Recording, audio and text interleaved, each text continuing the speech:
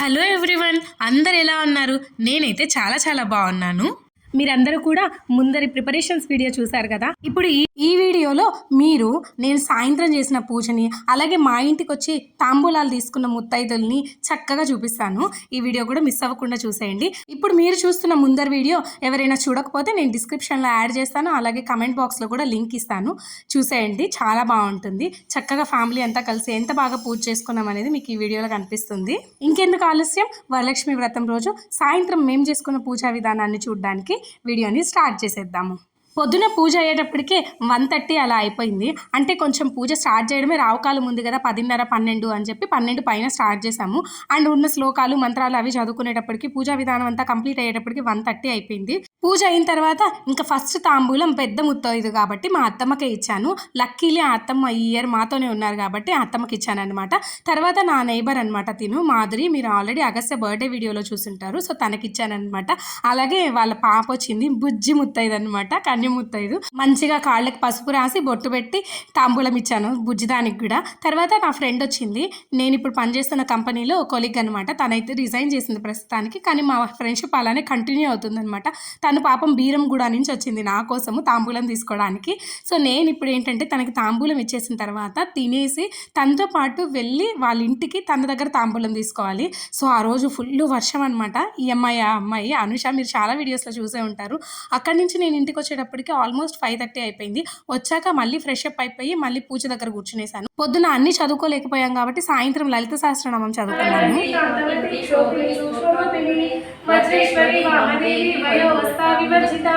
సిద్ధేశ్వరి సిద్ధ విద్యా సిద్ధ మాతా యశస్విని విశుద్ధ చక్ర నిలయ మహావీరేంద్ర వరద రాకిన్యమ్మ స్వరూపిణి మణిపూరాంచ నిలయ వదనత్రయ సంయుత వజ్రాయుధోపేత ధామయ్యా విద్యామృత రక్తవర్ణ మాంసనిష్ట గూఢాన్నీతమానసిని రూపదాయిని సహస్రదళ సర్వవర్ణోపశోభిత సర్వాయుధరా శుద్ధ సంస్థిత సర్వతోముఖి సర్వోదత చిత్తాయ కిన్యమ్మ స్వరూపిణి స్వాహా సరస్వతి వేదస్మృతి పట్టిందల్లా బంగారమే నీకు ఓ శ్రీహరి పట్టపురాణి, మెట్టినింటికి నీవు మేటి కలిపి ఆహరి ఎంతో గడసరి వాడని మరి ఒక మారు నిరూపితమైనమ్మా. అపరంజి పూలు పూసే అపురూపమైన కొమ్మని ఇంటిలోనే నిలిపాడమ్మా. అచ్యుతునకు అందాల అలంకారాలు ఎన్నెన్నో ఉన్నా, అచ్యుతునకు అందాల అలంకారాలు ఎన్నెన్నో ఉన్నా, అసలైన ఆభరణం నీవేలే ఓ ఆనందాల కాంచన వరిగా.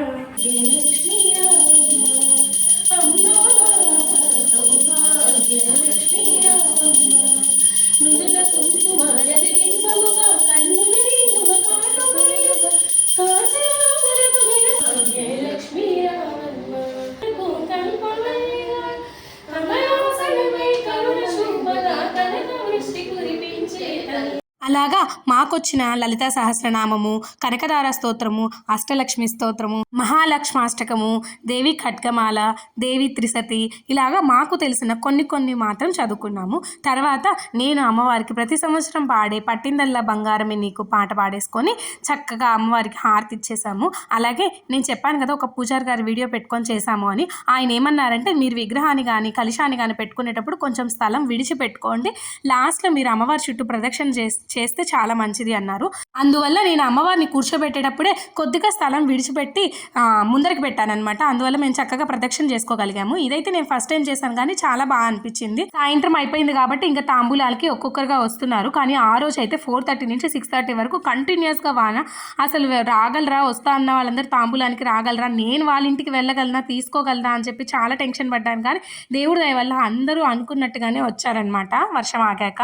ఆ రోజైతే ఎంత హడావిడిగా ఉంటుందంటే మన ఇంట్లోనే కాదు ఎవరింట్లో అయినా అలానే ఉంటుంది. ఆ రోజైతే తాంబూలాలు తీసుకోవడానికి వెళ్ళే వాళ్ళు ఉంటారు, తాంబూలాలు ఇవ్వడానికి పిలిచే వాళ్ళు ఉంటారు. అసలు బాములు హడావిడి కాదు. నేనైతే మా వదిన వాళ్ళ ఇంటికి మాకు ఆపోజిట్ లేన్లో ఉంటారనమాట. వెళ్ళాలంటే మెయిన్ రోడ్ ఎక్కి వెళ్ళాలి. సో అట్లా వెళ్తుంటే మోస్ట్లీ చాలామంది ఇలా తాంబూలాలకి భర్తలతో వెళ్ళేవాళ్ళు, సింగిల్గా వాళ్ళే బండి మీద వెళ్ళిపోయే వాళ్ళు, ఆటోలలో వెళ్ళే వాళ్ళు, పట్టు చీరలు కట్టుకొని కలకల్లాడిపోతుంది రోడ్డు అంతా. అప్పుడు అనిపించింది నాకు, ఇంట్లో అయినా ఈరోజు ఆడవాళ్ళదే హడావిడి, రోడ్లో అయినా వీళ్ళదే హడావిడి అని చెప్పి మొత్తానికి మా వదిన వాళ్ళకి కూడా ఇచ్చేసి నేను వెళ్ళి తెచ్చేసుకున్నాను అనమాట. అలాగే ఇంకొకరు వస్తున్నారు. అప్పటికే టైం ఆల్మోస్ట్ 9:45, 10 అయిపోతుంది. నేను మల్లిక ఏంటంటే లాస్ట్లో తీసుకుంటాం అనమాట. మేమిద్దరం పక్క పక్కనే ఉంటాం కాబట్టి హడావిడి ఉండకుండా ఉంటుంది. మళ్ళీ మన ఇంటికి వాళ్ళు ఎవరైనా వచ్చినప్పుడు మనం లేకుండా ఉంటే ఇబ్బంది అవుతుంది కదా. అందులో మేమిద్దరం కలిసామంటే అంత తొందరగా తెవల్చామన్నమాట. మాటలు వస్తూనే ఉంటాయి మాకు. అందుకే లాస్ట్లో వచ్చిందనమాట మల్లిక. వాళ్ళకి ఇవ్వాల్సిన వాళ్ళందరినీ కంప్లీట్ చేసుకొని వచ్చింది. నేనేంటంటే మల్లిక నాతో పాటు మా అత్తమ్మను కూడా పిలిచింది కాబట్టి నేను మా అత్తమ్మ ముందే వెళ్ళి తీసుకొని వచ్చేసామన్నమాట. మీరు అబ్జర్వ్ చేస్తే తెలుస్తుంది. నేను మల్లిక కట్టుకున్న శారీస్ కూడా సేమ్. మేమిద్దరం అనుకోకుండా తీసుకున్నాము. నేను ఇది తీసుకొని ఆల్మోస్ట్ 3 months అవుతుంది. ఆ అమ్మాయి తీసుకొని 1 month అవుతుంది. కానీ ఇద్దరం ఒకే రకం తీసుకున్నాము. కలర్ చేంజ్, లైట్గా డిఫరెన్స్ ఉంది డిజైన్లో అంతేను. సో చూసారు కదా, లాస్ట్లో కాబట్టి మల్లిక చక్కగా చేయించుకుంటుంది. ఇక్కడ ఇంకొక టెన్షన్, మా అక్క వస్తా అనేది, మా పెద్దనాన్న కూతురు, మీ అందరికి తెలుసు కదా, ఇక్కడే ఉంటారు వాళ్ళు మాకు దగ్గరలో. సో తను వస్తా అనింది. పాపం అప్పటికే వర్షం పడి చాలా లేట్ అయిపోయింది. వస్తుందా రాదా అనుకుని చాలా టెన్షన్ పడ్డాను. కానీ పాపం మా బావని తీసుకొని మీటింగ్ అయిపోయిన తర్వాత వచ్చింది. తను ఏం చేసిందంటే పాపం నా కోసం, నేను అప్పటికే 10:30 అయిపోయింది, నువ్వు ఇంకెప్పుడు వచ్చి తీసుకుంటావని తన తాంబూలం మా ఇంటికి తెచ్చి నాకు ఇచ్చేసింది అనమాట. సో నేనేంటంటే మా అక్క వచ్చినందుకు హ్యాపీగా ఫీల్ అయ్యాను చాలా. ఎందుకంటే పాపం లాస్ట్ ఇయర్ కూడా రాలేకపోయింది కొన్ని కారణాల వల్ల. ఈ ఇయర్ కూడా మిస్ అయిపోతుందా ఏంటా అని చాలా టెన్షన్ పడ్డాను. కానీ పాపం లాస్ట్ మినిట్లో మొత్తానికి వచ్చేసింది అనమాట. నాకు అది ఇంకా చాలా చాలా సంతోషంగా అనిపించింది. మొత్తానికి మా ఇంటికి వచ్చిన బుజ్జి 2 ముత్తైదులకు కూడా చక్కగా కాళ్ళకి పసుపు రాసి బొట్టు పెడితే చక్కగా పెట్టించుకున్నారు. కానీ వాళ్ళ అమ్మను వదలరు. అలా మొత్తానికి 10:45 వరకు మేము తాంబూలాలు తీసుకుంటూనే ఉన్నాము, ఇస్తూనే ఉన్నాము. అసలు ఆ రోజు ఎంత హడావిడి, ఎంత కోలాహం, అసలు ఆ ఎనర్జీ అమ్మవారే ఇస్తారో ఏంటో, లేకపోతే అంత పని ఎలా చేయగలం మనము. పొద్దున ఎప్పుడో 3:30, 4కి లేసాము. ఆల్మోస్ట్ 10:30 అయిపోతుంది. 2 కాళ్ళు ఒక దగ్గర పెట్టలేదు. అయినా ఎనర్జీ మాత్రం అసలు ఏమాత్రం తగ్గలేదు. అలా మా వరలక్ష్మి వ్రతం రోజు సాయంత్రము చాలా అంటే చాలా ఆనందంగా, సంతోషంగా గడిచింది ఆ అమ్మవారి అనుగ్రహంతో.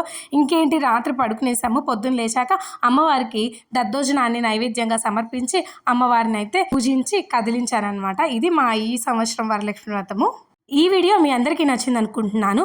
నెక్స్ట్ 11 నైవేద్యాలు అంత ఈజీగా ఎలా చేసేసాననే వీడియోతో మళ్ళీ కలుద్దాం. Bye bye.